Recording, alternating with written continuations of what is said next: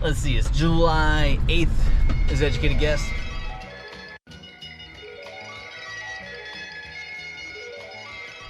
Thanks for tuning back in. Andy with Wildwater River Guides.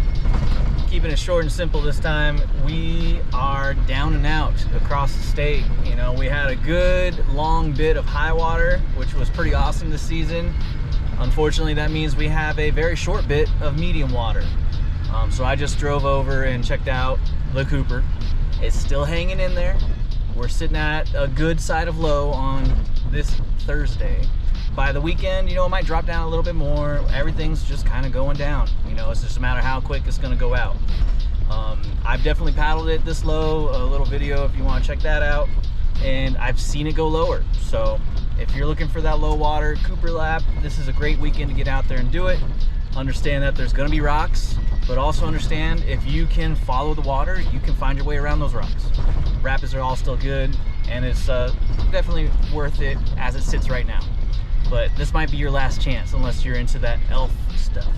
Almost forgot to mention that I got a different gauge that I kind of look at low water for the Cooper, and that once that gauge rock upstream is dried up, then I start looking at the drop coming into the wall itself, and there's a bit of bedrock that starts to become exposed as it gets lower and lower. And right now you can see that it's visible, but it's not exposed, and that means we're on the good side of low. When that river gets lower to where you'd be scraping over that rock, that means it's starting to get pretty dang low, and you're starting to have trouble on the boogie water upstream. And of course it goes lower than that. I've seen it where that rock is totally exposed and people are still doing the run and going the right line down Voodoo, which is kind of a cool line at low water. So that's just another little visual that you can check when you walk up to the takeout.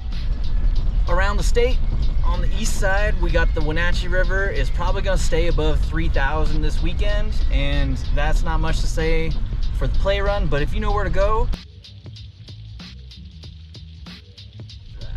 As far as icicle, you're pretty much looking at your last chance for the middle, and that's already pretty dang low, so that's on its way out. And then I just talked about Cooper. It's kind of another example of your last chance on its way out. Over on the west side, the Skykomish sitting at, it's going to probably stay above 2,500 CFS. And then other creeks and rivers on the west side are all on their way down and out. Ohanapakash, probably your last chance there, and also another low level.